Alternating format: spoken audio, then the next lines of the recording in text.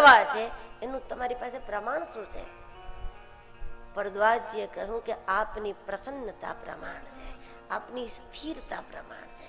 કરગત વેદ તત્વ સબ તોરે, વેદોનું પરમ તત્વ પરમાત્મા એ આપની હથેળીમાં રમે છે, જેમ ગોપીઓના આંગણામાં રમતો હતો. દ્રવઉસો દશરથ અજીર વિહારી, જે દશરથજીના મહેલના ફળિયામાં રમે છે, ગોપીઓના ઘરમાં રમે છે.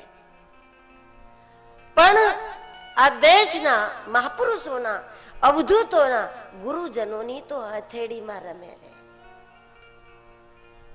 આ દશરથજી માટે શબ્દ છે અજીર વિહારી, આંગણામાં રમે છે, ગોપીઓના ઘરમાં રમે છે, જશોદાના ખોડામાં રમે છે, પણ એ સિદ્ધ સદગુરુની હથેળીમાં રમે છે. કરગત વેદ તત્વ સબ તોરે. ભરદ્વાજજીની જિજ્ઞાસા એટલી છે કે રામ કવન મેં પૂછો તો હી, રામ કોણ છે? એક તરફ સવાલ કરે છે કે રામ કવન, અને બીજી તરફ એના એ ભરદ્વાજજી ટૂંકમાં રામકથા બોલી ગયા. એક રામ અવધેશ કુમારા,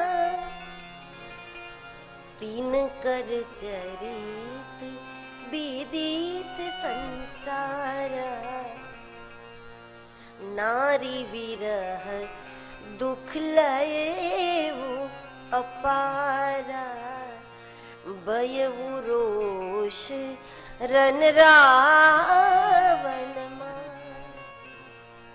આ તો ટૂંકમાં રામકથા જ થઈ ગઈ.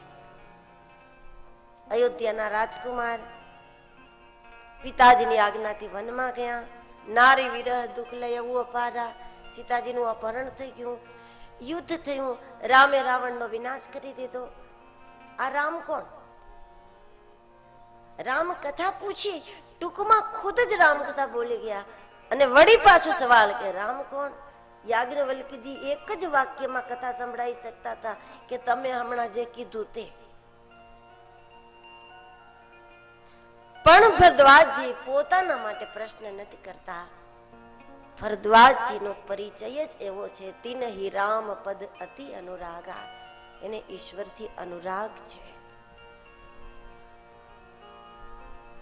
પણ ભરદ્વાજજી જગતના જીવો માટે યાજ્ઞવલ્ક્યજી દ્વારા રામ તત્વનો પરિચય કરાવવા માંગે છે કે લોકોને કથાઓ સાંભળી સાંભળી અને એ રામની તો ખબર પડી ગઈ છે. હવે ત્રેતાયુગમાં જન્મ થયો, દશરથજીના ઘરમાં થયો, જનકપુરમાં વિવાહ થયા, 4 ભાઈ હતા, 14 વર્ષ વનમાં ગયા, રામ રાવણનું યુદ્ધ થયું.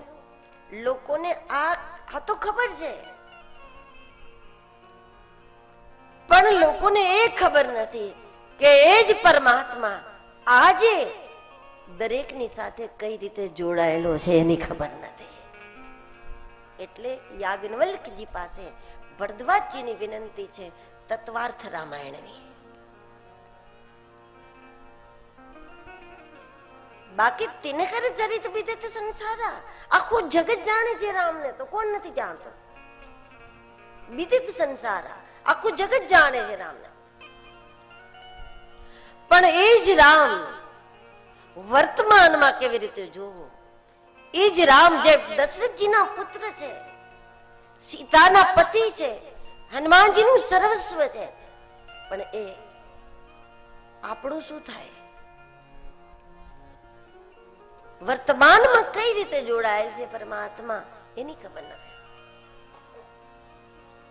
એ પરિચય આપો.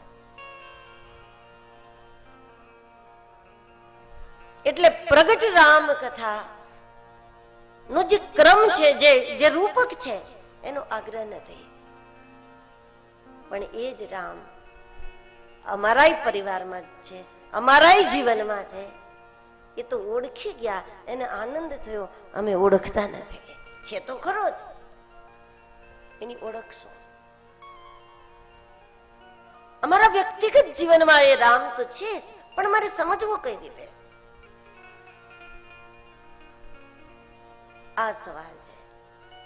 એટલે યાજ્ઞવલ્ક્યજી બહુ જ પ્રસન્ન થયા, કારણ કે શ્રોતાઓને જ્યારે તત્વની જિજ્ઞાસા હોય ત્યારે કોઈ પણ વિચારક મહાપુરુષને બહુ આનંદ આવે.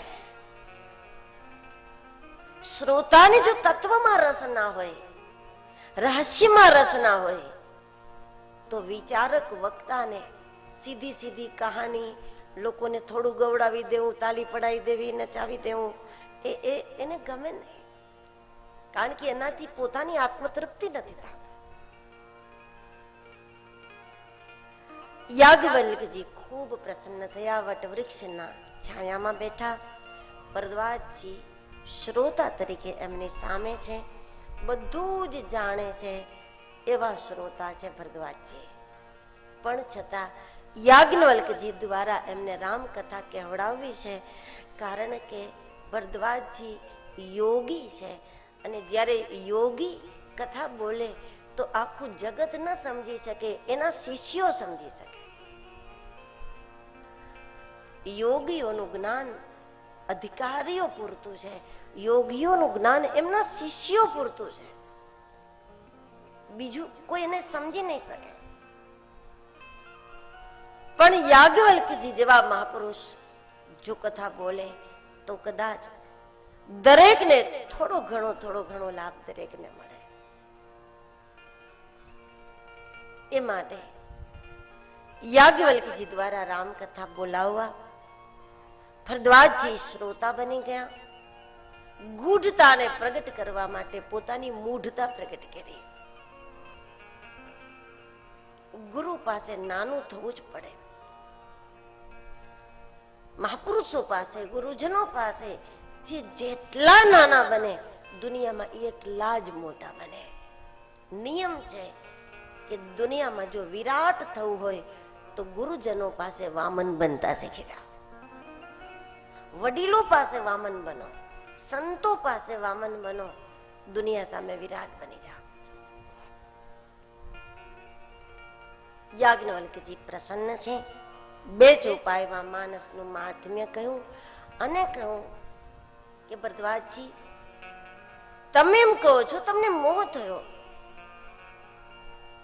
પણ આવો જ સંશય જગત કલ્યાણ માટે એકવાર ભવાનીએ કર્યો, અને શિવજી એમને જે કથા સંભળાવી એ હું આપને કહું એમ કહીને યાજ્ઞવલ્ક્યજીએ રામ કથાની બદલે શરૂઆત કરી દીધી.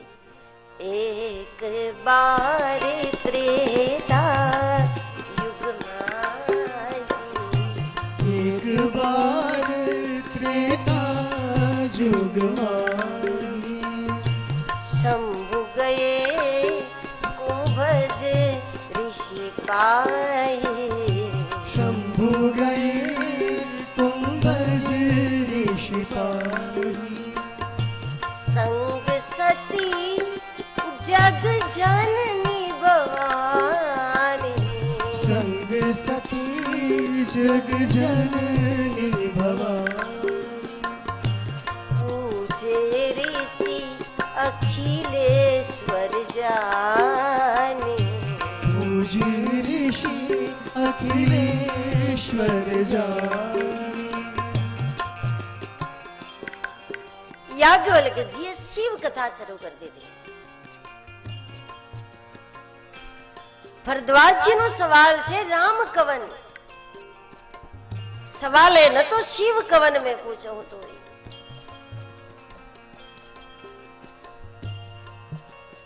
પણ જ્યારે શ્રોતાને પોતાનો આત્મા રામ ઓળખવો છે તો અનુભવી વક્તા, સમર્થ ગુરુ એ જાણે છે કે આત્મા રામનો સાક્ષાત્કાર કરાવો છે આમને, તો કયા રસ્તેથી જવું. શિવ કથાનો સીધો અર્થ એ થાય અનુભવ જ્ઞાન.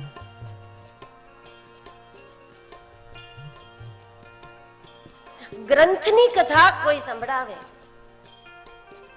એમાં તો થાય જ આનંદ, પણ જ્યારે કોઈ મહાપુરુષ સાધના કરતા, ભજન કરતા, તપસ્યા કરતા ખુદને થયેલા અનુભવો એને જ્યારે એની સાથે જોડે, એમની અનુભવ ગાથા અટપટી રીતે જોડાતી હોય, કારણ કે વક્તા ભૂમિકા છુપાવી જ ન શકે કોઈ રીતે, એમની સાધના જ બોલતી હોય. વક્તા બોલે એને પ્રવચન કહેવાય, કોઈ સાધુની સાધના બોલે એને જ સત્સંગ કહેવાય, એને જ કથા કહેવાય. સાધના જ્યારે બોલે તો સાધના દરમિયાન એમને જે કઈ અનુભૂતિઓ થઈ છે એ પોતાનું નામ ન લે, પણ અનુભૂતિઓ પોતાની જ હોય.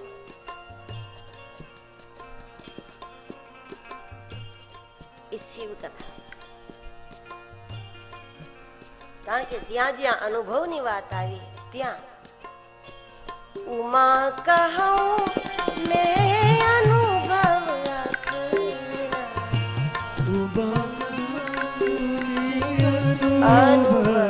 अपना सतहरि भजन जगत सब सपना, सतहरि भजन जगत सब सपना.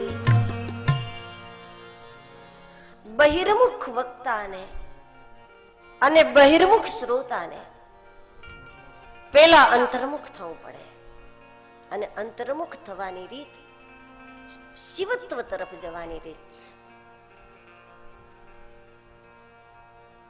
યાજ્ઞવલ્કજીએ શિવ કથાનો શુભારંભ કર્યો. એક બાર ત્રેતા યુગમાં શંભુ ગયે કુંભજ ઋષિ પાહે. એક સમયના ત્રેતા યુગમાં ભગવાન શિવ અગસ્ત્ય આશ્રમે ગયા. એક બાર ત્રેતા યુગ, માણસ એક વાર જો ત્રેતા યુગમાં રામ કથા સાંભળી લે તો રામજી મળતા કેટલી વાર લાગે.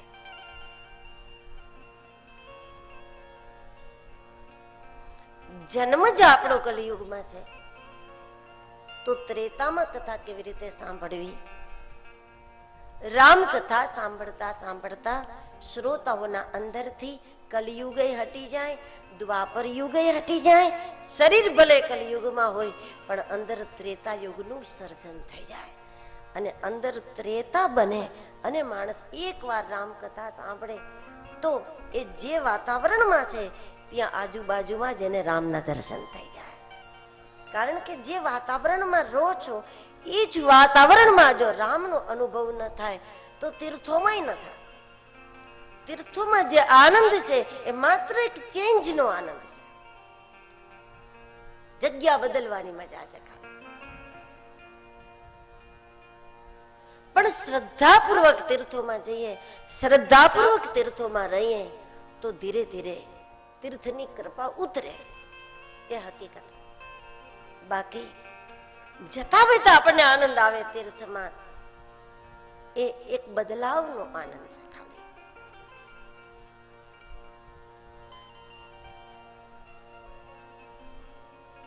માણસના ભીતર ત્રેતાનું સર્જન થઈ જાય તો એકવાર રામ કથા સાંભળો અને રામનો અનુભવ એ જ વાતાવરણમાં, જગ્યા બદલા વગર.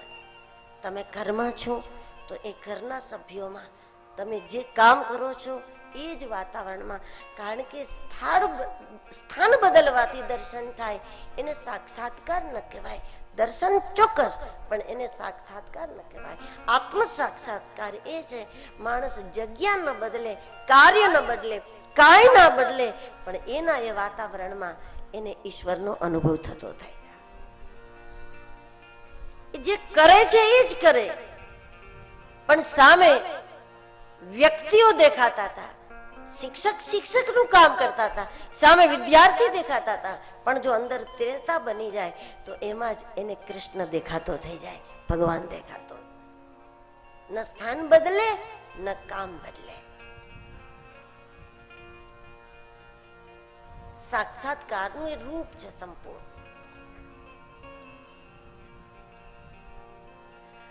ભગવાન શિવ અગસ્ત્ય આશ્રમે આવે ત્રેતા યુગમાં, કારણ કે અગસ્ત્યજીના આશ્રમમાં સતત રામ કથા છે, 24 કલાક. કોઈ કથા કેનાર આવે તો એ સાંભળવા બેસી જાય. કોઈ સાંભળનાર આવે તો અગસ્ત્યજી કથા કહેવા બેસી જાય. એને સાંભળવામાં વાંધો નથી, બોલવામાં વાંધો નથી, નિરંતર કથા. અગસ્ત્યજીના આશ્રમમાં અને આશ્રમના જીવો સત્સંગ પ્રેમી હોવા જ જોઈએ. સત્સંગમાં રુચિ હોવી, સેવામાં રુચિ હોવી અને હરિનામમાં રુચિ હોવી. આ ત્રણ ભાવ જો ના હોય એ લોકો આશ્રમમાં રહે તો આશ્રમને આશ્રમ ન રહેવા દે. એ લોકો જ આશ્રમને આશ્રમ ન રહેવા દે. અને એવા લોકો જ એમ કહે છે કે આશ્રમમાં હવે શાંતિ નથી. પણ શાંતિ જતી, એના ગયા પહેલા શાંતિ જતી અને નીકળી જાય પછી શાંતિ જ છે. કારણ કે જેને સત્સંગ ન ગમે, જેને સેવા ન ગમે, જેને સ્મરણ ન ગમે, એ તો બધામાં દોષ જ જોતા હોય. એને ખટપટ ગમતી જ હોય, એ બધામાં દોષ દેખતા હોય. સેવામાં વ્યસ્ત થઈ જાઓ, સ્મરણમાં વ્યસ્ત થઈ જાઓ કે સત્સંગમાં મન લગાવો, એને બીજું કઈ ગમે જ નહીં. પણ આ ત્રણ નહીં ગમતું હોય તો ચોથું જે ગમે એ આશ્રમ ને આશ્રમ ન રહેવા દે. એ ચોથી ચીજ જ એવી હશે. એવા લોકોને સાધુ સંતો પણ જરૂરત હોવા છતાં પણ, પોતાની જરૂરત હોવા છતાં પણ એવા લોકોને મહાપુરુષો પણ નજીક ન રાખે. જ્યારે એમને ખ્યાલ આવી જાય કે આમાં દોષ દ્રષ્ટિ છે. કારણ કે જેમાં દોષ દ્રષ્ટિ છે એને બધામાં દેખાય. બધામાં દેખાતા દેખાતા એ જેની સેવામાં છે એમાં એમને વારંવાર સંદેહો જ થતા હોય. અને જેના અંદર વારંવાર સંદેહો ઉત્પન્ન થતા હોય, સાધુને દુનિયા ઓળખતા વાર જ ના લાગે. કારણ કે પરમાત્માને ઓળખતો હોય એને તમારા જેવા ઓળખતા કેટલી વાર લાગે? સેકન્ડોમાં ઓળખી જાય. અરે જ્યોતિષોને કુંડલી બનાવે ને એટલે એને ખબર પડી જાય કે આ કઈ યોનિનો જીવ છે. કારણ કે માણસ આકારમાં, જ્યોતિષ શાસ્ત્રમાં એ અલગ અલગ યોનિઓ હોય છે. કોઈ મૃગ યોની હોય, કોઈ વાનર યોની હોય, કોઈ મૂષક યોની હોય, અલગ અલગ હોય ને. તો એની કરણી એ જ પ્રકારની હોય. જો જ્યોતિષ કુંડલી બનાવી અને જાણી જતા હોય, જ્યોતિષ વિદ્યાના જાણકારો, તો બ્રહ્મ વિદ્યાના જાણકારને કેટલી વાર લાગે?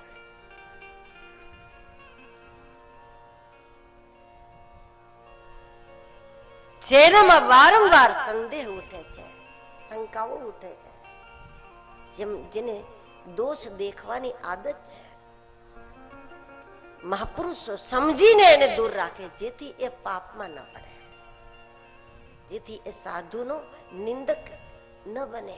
સંત નિંદાનો દોષ એના ઉપર ન લાગે. પોતાને જરૂરત હોય તો પણ એવા લોકો માટે સેવા નથી.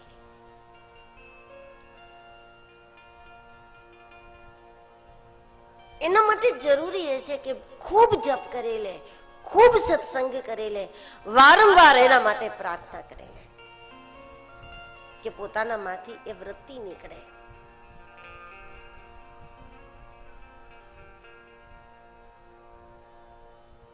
તો આ ત્રણ વસ્તુ નહીં હોય તો આપણા થકી આશ્રમ જ નહીં રહે. અને આપણે આશ્રમની નિંદા કરશું, અહીંયા તો શાંતિ નથી, પણ તારા ગયા પેલા હતી.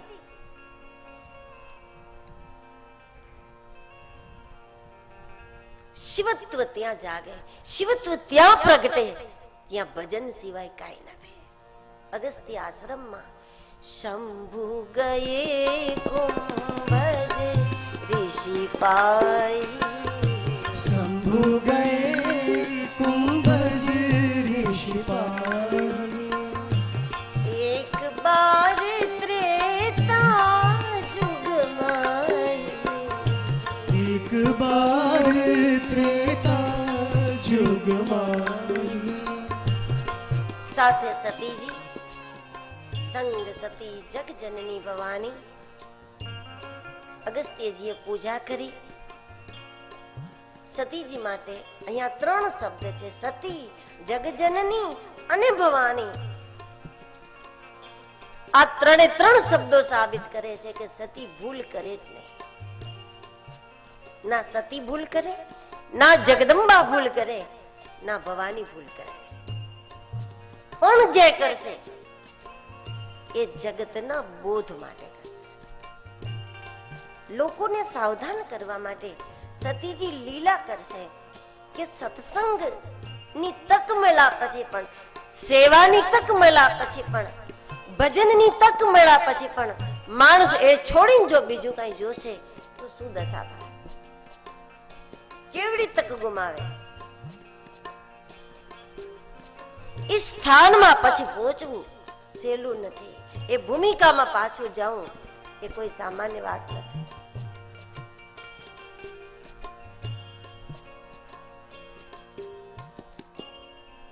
પૂજે ઋષિ અખિલેશ્વર જાણી. અગસ્ત્યજીએ પૂજા કરી. અખિલેશ્વર જાણીને અગસ્ત્યજી બહુ જ નમ્ર છે. વક્તાનું વિદ્વાન ન હોય તો ચાલે, વિનમ્ર હોવું ફરજિયાત છે. વિદ્વતા વગર જીવનભર કથાઓ કરી શકાય, પણ વિનમ્રતા વગર ન કરી શકાય.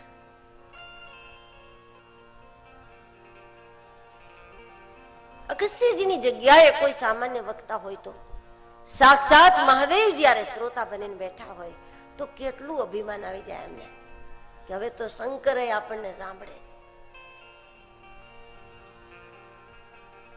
પણ અગસ્ત્યજી ખૂબ વિનમ્ર છે. એમણે પૂજા કરી શિવજીની. નિયમ એ છે પૂજાના અંતે સ્તુતિ થાય. શિવજીએ રામકથા પૂછી નથી, બોલાય નથી કે મારે કથા સાંભળવી. નિયમ છે પૂજાના અંતે દેવની સ્તુતિ કરવામાં આવે. અભિષેક કરો, મંદિરે જાઓ, બ્રાહ્મણ દેવતા પૂજા કરાવશે તો છેલ્લે સ્તુતિ ચોક્કસ કરાવશે. કારણ કે પૂજામાં કદાચ કોઈ ખામી રહી ગઈ હોય તો દેવતા સ્તુતિથી પ્રસન્ન થઈ જાય. પણ અગસ્ત્યજી જાણે છે કે આ દેવ નથી, મહાદેવ છે, અને જો આમને પ્રસન્ન કરવા હોય તો આ સ્તુતિથી પ્રસન્ન નહીં થાય, રામકથાથી પ્રસન્ન થશે. તેથી શિવને પ્રસન્ન કરવા માટે સ્તુતિની જગ્યાએ પૂજે ઋષિ અખિલેશ્વર જાની અને તરત રામ કથા મુનિ બરજ બખાની. રામ કથા મુનિ બરજ બખાની. સુની મહેશ પરમ સુખ માને. સુની મહેશ પરમ સુખ માને. પરમ સુખપૂર્વક શિવજીએ રામકથાનું શ્રવણ કર્યું. કથાના અંતે ભગવાન શિવ પૂછે અગસ્ત્યજીને, આપે રામકથા સંભળાવી, હું આપને શું સંભળાવું? અગસ્ત્યજીએ કહ્યું કે પ્રભુ, જે સાંભળવાથી પ્રભુ પ્રેમ વધે એ સંભળાવો, ભક્તિ વધે એ સંભળાવો. ભગવાન શંકર ની જટામાં જ્ઞાન ગંગા વહે છે. એ જ્ઞાન ઘાટના જ વક્તા હોઈ શકે, જ્ઞાન સ્થિતિથી જ કથા બોલે. પણ જ્યારે આજ ભક્તની પાસે પહોંચ્યા છે તો એને અધિકારી જાણી અને શિવજીએ ભક્તિનો મહિમા સંભળાયો. શિવજી પોતાની સ્થિતિથી હટ્યા, ભક્તિનો મહિમા સંભળાયો. ભગવાન ભક્તિ જલ્દી ના આપે, બીજું બધું આપે, સિદ્ધિઓ આપી દે, યોગ આપી દે, કેટલું આપી દે. ભગવાન ભક્તિ જલ્દી ના આપે. કોઈ પડોશીને એમ કે ને કે તમારું ઝાડુ આપો એક દિવસ, કાલે પાછું આપી દેશું. તો પડોશી એમ કે લઈ જાઓ, અમારે પાછું નથી જોતું, અમારી પાસે બહુ પડ્યા છે. પણ કોઈ પડોશીને એમ કહે કે તમારી ગાડી આપો 2 દિવસ, તમારા દાગીના આપો 2 દિવસ, તો એમ કે અમારે પૂછવું પડશે. બધા એને પૂછીને કરતા હોય તો પણ એ બહાનું કાઢે કે મારે પૂછવું પડે, કારણ કે એમને મને જે વસ્તુ કિંમતી છે એ જલ્દી ન આપે. ભગવાન પણ બીજું બધું આપી દે. ભગવાનને એમ કહ્યું કે એક સંતાન આપો, ભગવાન 2-4 આપી દે. ભગવાન આટલા રૂપિયા આપો, ભગવાન 4-5 ગણા આપી દે એનાથી. કારણ કે ભગવાનના ઘરની ધૂળ છે. એક મુઠ્ઠી માગો, ભગવાન 4 મુઠ્ઠી આપી દે. ભક્તિ ભગવાન જલ્દી ના આપે.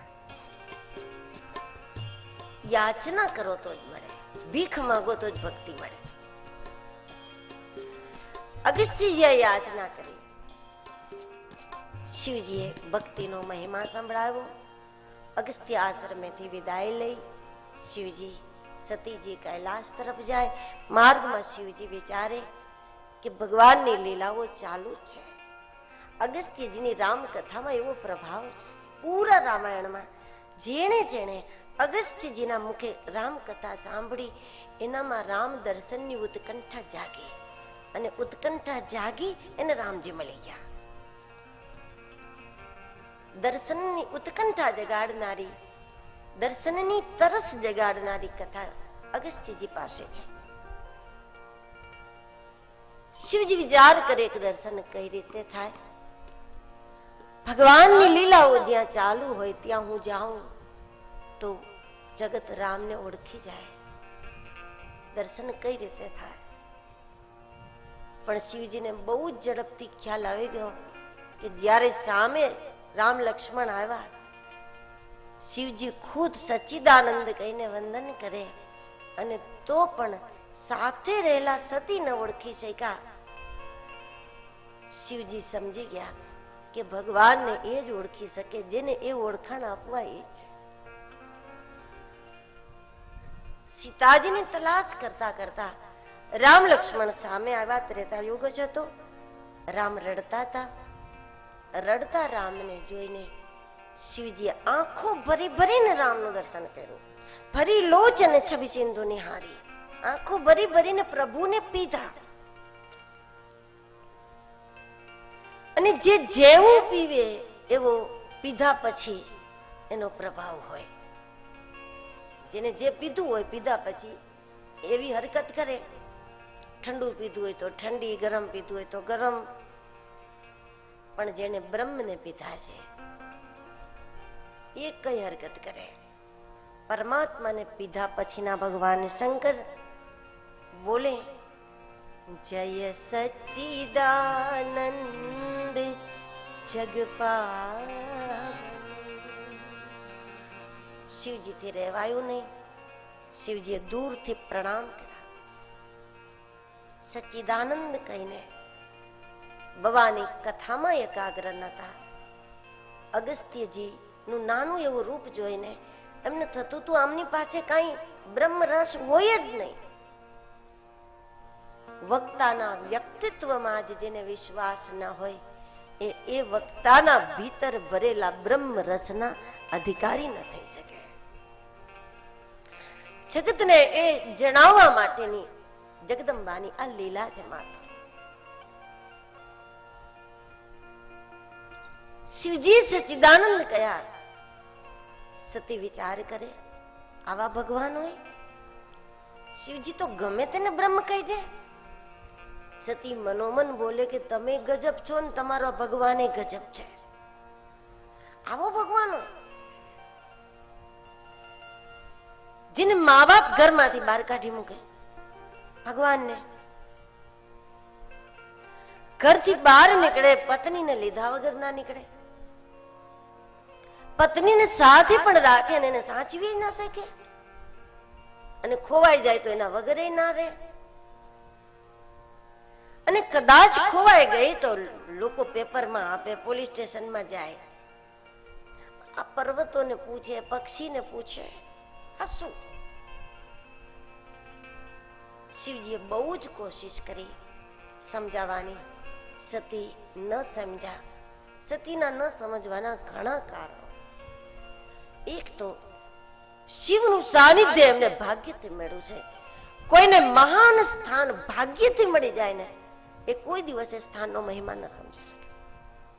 મહાન વિભૂતિઓની નજીક ભાગ્યથી રહેવા મળી જાય તો ભાગ્યે એમને પહોંચાડ્યા છે, તપસ્યાએ નથી પહોંચાડ્યા, જિજ્ઞાસાએ નથી પહોંચાડ્યા, વૈરાગ્ય નથી પહોંચાડ્યા. એ નિકટતાની મહિમા ન સમજી શકે. એ એમને પોતાના જેવા જ માને હંમેશા.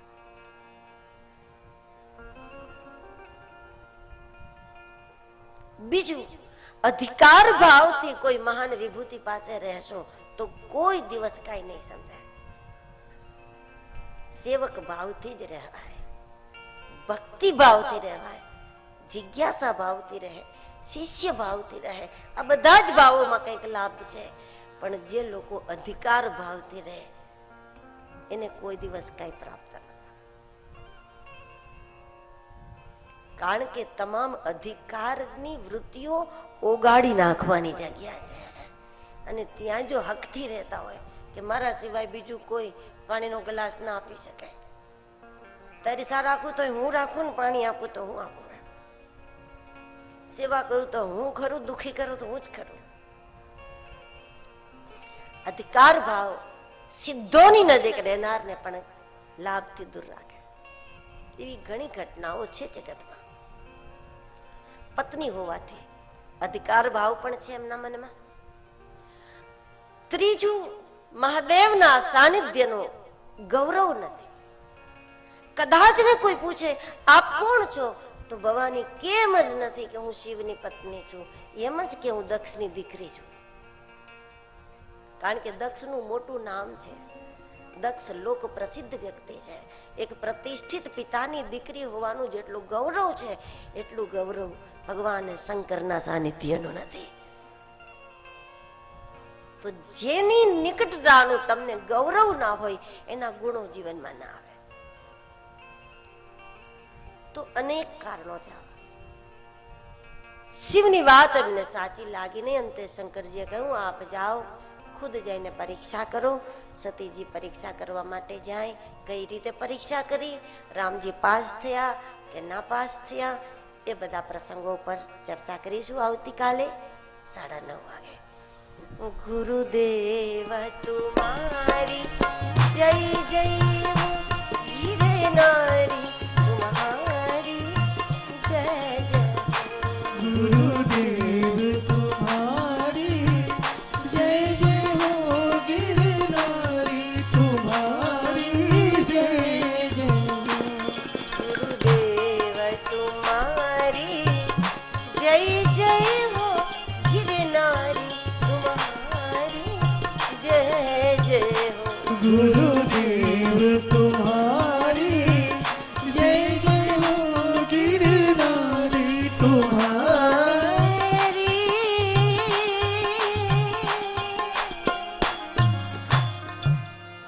जय जय श्री सद्गुरुनाथ महाराज की, गिरनारी महाराज की, श्री नर्मदा मैया की, सब संतन की.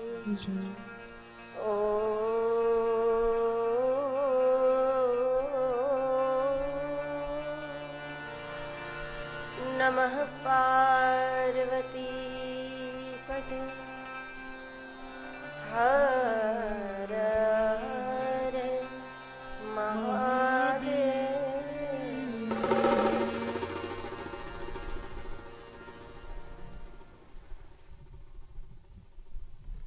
જય સિયારામ. આજે સવારે જે લોકોનું અભિવાદન કરવામાં આવેલું એ લોકોને સર્વને વિનંતી કે અહીં નીચે આરતી માટે હાજર થાય.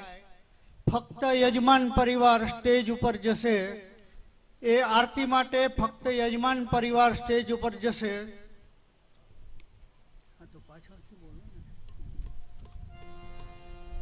પૂજ્ય માના આપણે પોથી પૂજા માટે સ્વામી શ્રી સ્વરૂપાનંદજી મહારાજ, શ્રી રમેશભાઈ મીઠાપુર વાળા,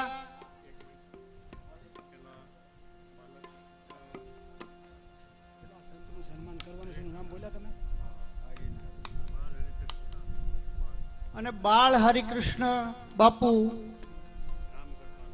રામકથાના વક્તા પોથી વંદના માટે સ્ટેજ પર આવે શ્રી હરેશભાઈ પંચાલ, રમેશભાઈ મીઠાપુરવાળા, કિરણભાઈ પંચાલ અને કોકિલાબેન દાસભાઈના દીકરી એ બધા સજોડે મંચ પર આવવાનું છે પોથી વંદના માટે. ત્યાર પછી આપણે આરતી માટે બધા જ ભક્તો નીચે ઊભા રહેશે.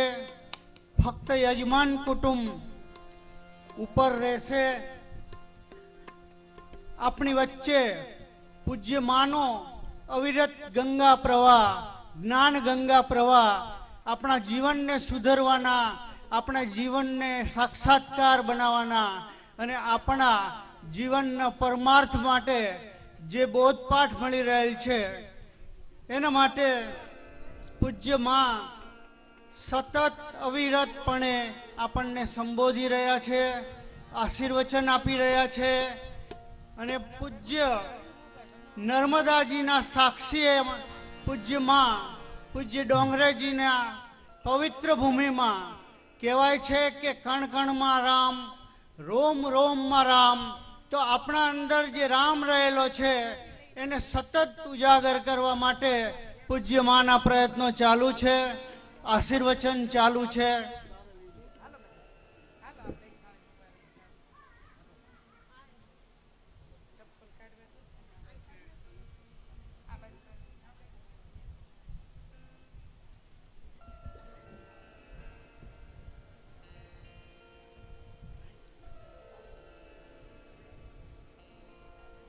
ફક્ત યજમાન પરિવાર જ સ્ટેજ ઉપર રહેશે આરતી માટે. બાકીના બધા સ્ટેજની નીચે અહીંયા જ્યાં લાઈન કરવામાં આવેલી છે ત્યાં ઊભા રહેશે.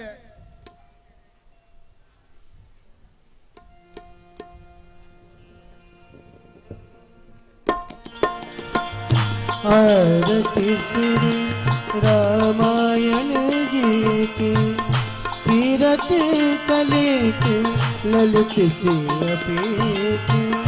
आरती श्री रामायण जी की आवत ब्रह्मादिक मुनि नारद वाल्मीक विज्ञान विशारद सुख सनकादिक शेष अनुसारद भरणी पवन सुत कीरतने के गावत वेद पुराण अष्टदशी छो शास्त्र सब ग्रंथन बोरस मुनि जन संतन को सर्वस सारे अंश सम्मत सब आरती श्री रामायण जी की गावत संतत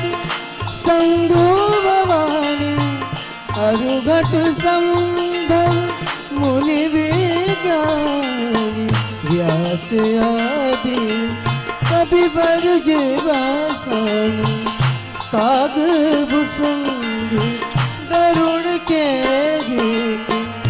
कलमल हरण विषय रस पीके सुभग सिंगार मुक्ति जुबती गलर रोग भव मूरी आमी तात मां सब विधि तुलसी की आरती श्री रामायण जी की तीरथ कलित ललित सिया देती तीरथ कलित ललित सिया देती तीरथ कलित ललित सिया देती.